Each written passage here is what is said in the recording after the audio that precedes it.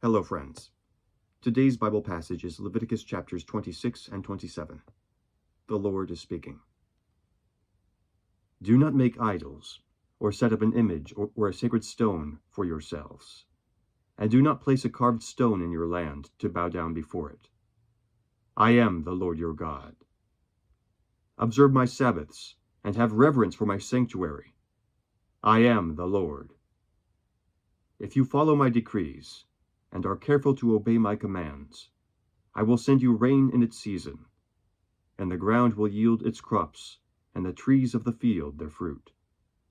Your threshing will continue until grape harvest, and the grape harvest will continue until planting. And you will eat all the food you want, and live in safety in your land. I will grant peace in the land, and you will lie down, and no one will make you afraid. I will remove savage beasts from the land, and the sword will not pass through your country. You will pursue your enemies, and they will fall by the sword before you. 5 of you will chase 100, and 100 of you will chase 10,000, and your enemies will fall by the sword before you. I will look on you with favor and make you fruitful and increase your numbers, and I will keep my covenant with you. You will still be eating last year's harvest, when you will have to move it out to make room for the new. I will put my dwelling place among you, and I will not abhor you. I will walk among you and be your God, and you will be my people. I am the Lord your God, who brought you out of Egypt, so that you would no longer be slaves to the Egyptians. I broke the bars of your yoke, and enabled you to walk with heads held high.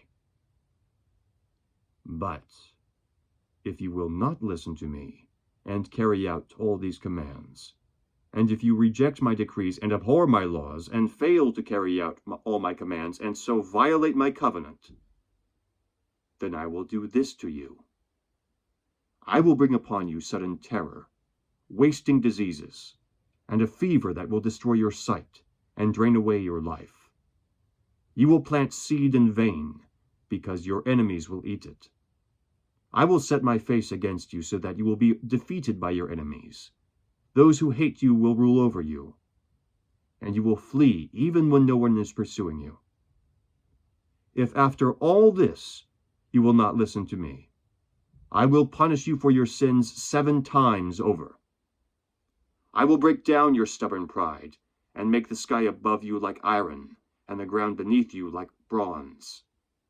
Your strength will be spent in vain, because your soil will not yield its crops, nor will the trees of the land yield their fruit.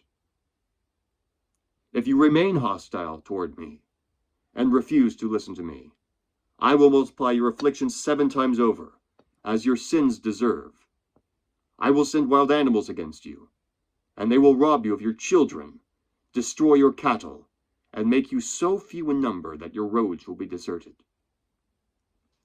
If in spite of these things you do not accept my correction, but continue to be hostile toward me, I myself will be hostile toward you and will afflict you for your sins 7 times over.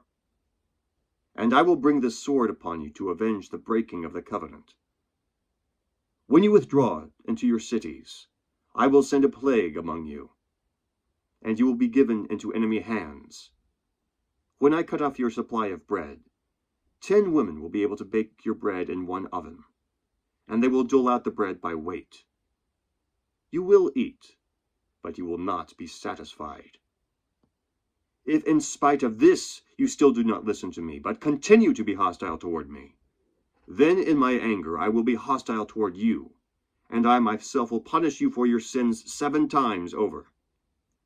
You will eat the flesh of your sons and the flesh of your daughters. I will destroy your high places, cut down your incense altars, and pile your dead bodies on the lifeless forms of your idols, and I will abhor you. I will turn your cities into ruins and lay waste your sanctuaries, and I will take no delight in the pleasing aroma of your offerings. I will lay waste the land, so that your enemies who live there will be appalled. I will scatter you among the nations, and will draw out my sword and pursue you. Your land will be laid waste, and your cities will lie in ruins. Then the land will enjoy its Sabbath years all the time that it lies desolate, and you are in the country of your enemies. Then the land will rest and enjoy its Sabbaths. All the time that it lies desolate, the land will have the rest it did not have during the Sabbaths you lived in it. As for those of you who are left, I will make their hearts so fearful in the lands of their enemies that the sound of a wind-blown leaf will put them to flight. They will run as though fleeing from the sword, and they will fall, even though no one is pursuing them. They will stumble over one another as though fleeing from the sword, even though no one is pursuing them. So you will not be able to stand before your enemies. You will perish among the nations. The land of your enemies will devour you. Those of you who are left will waste away in the lands of their enemies because of their sins. Also because of their fathers' sins they will waste away. But if they will confess their sins and the sins of their fathers, their treachery against me and their hostility toward me, which made me hostile toward them so that I sent them into the land of their enemies, then when their uncircumcised hearts are humbled and they pay for their sin, I will remember my covenant with Jacob, and my covenant with Isaac, and my covenant with Abraham, and I will remember the land. For the land will be deserted by them, and will enjoy its Sabbaths while it lies desolate without them. They will pay for their sins because they rejected my laws and abhorred my decrees. Yet in spite of this, when they are in the land of their enemies, I will not reject them or abhor them so as to destroy them completely, breaking my covenant with them. I am the Lord their God. But for their sake, I will remember the covenant with their ancestors whom I brought out of Egypt in the sight of the nations to be their God. I am the Lord. These are the decrees, the laws, and the regulations that the Lord established on Mount Sinai between himself and the Israelites through Moses.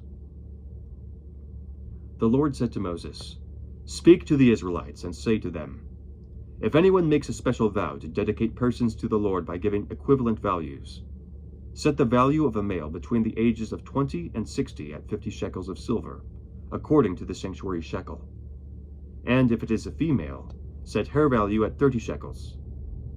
If it is a person between the ages of 5 and 20, set the value of a male at 20 shekels, and of a female at 10 shekels.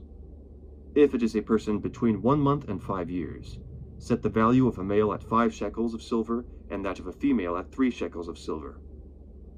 If it is a person 60 years old or more, set the value of a male at 15 shekels, and of a female at 10 shekels. If anyone making the vow is too poor to pay the specified amount, he is to present the person to the priest, who will set the value for him according to what the man making the vow can afford. If what he vowed is an animal that is acceptable as an offering to the Lord, such an animal given to the Lord becomes holy.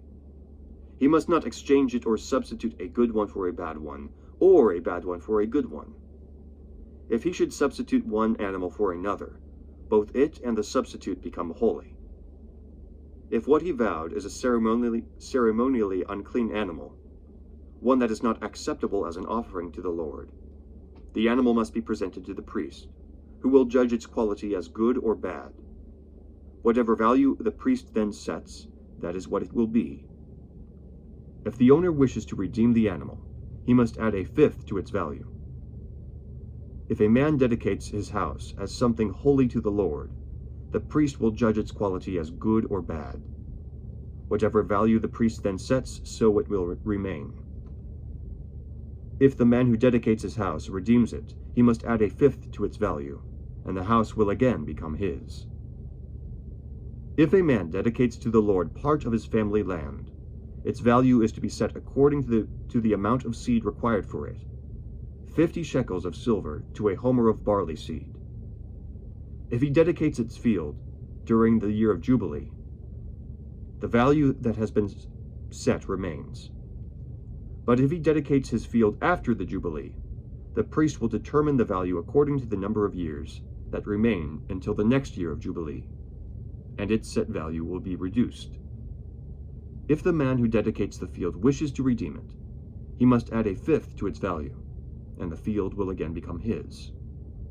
If, however, he does not redeem the field, or if he has sold it to someone else, it can never be redeemed. When the field is released in Jubilee, it will become holy, like a field devoted to the Lord. It will become the property of the priests.